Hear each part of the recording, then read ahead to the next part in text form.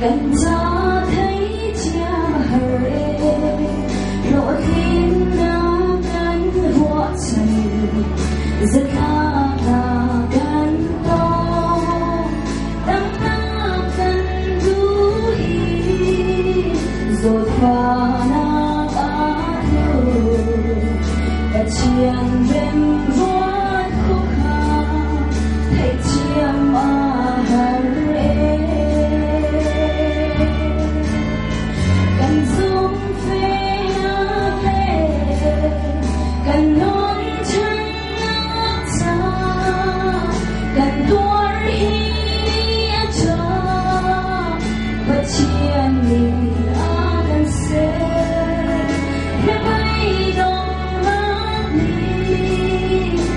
ngày chế hoa cánh hút đời vội vào khoa khá nhắc cha ắt luôn tâm cha dùng là đi cần qua để đi ăn chóp cho sẽ phải ăn dul cha nắng lâm khờ ăn kê lệ dul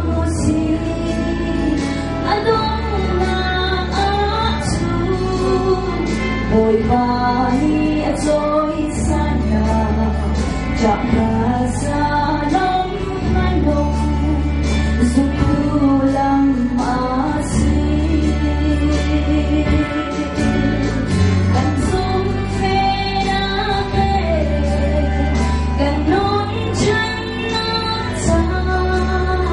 cần tuôn hi cha và chiên là bay đông nát đi ngày chiều cánh hút đời vội vào khoa khá đã cha ắt luôn thân cha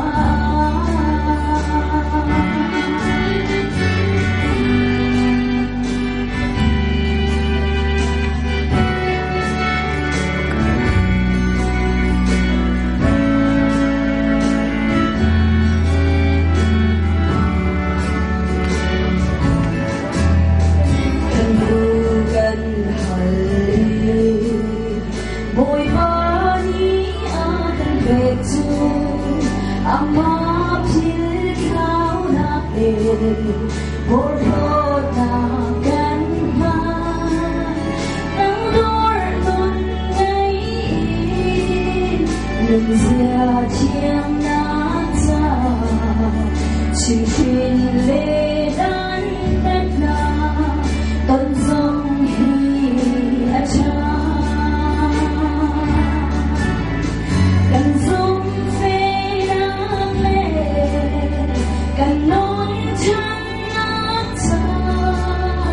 cần tuôn hi cha và chiên mì ăn dê là bay gồng nát đi anh này treo cánh hút đời vội vào khoa khá đã cha ắt luôn chân cha dùng là đi để nhớ chót cho sẽ lại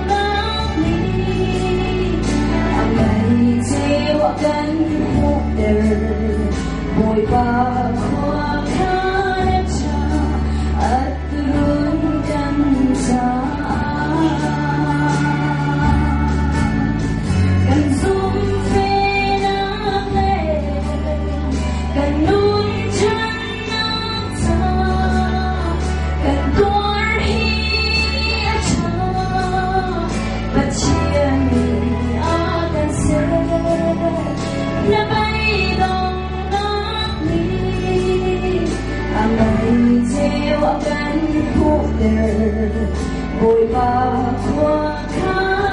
cha at turun kan sa vội vã qua khá cha at turun kan sa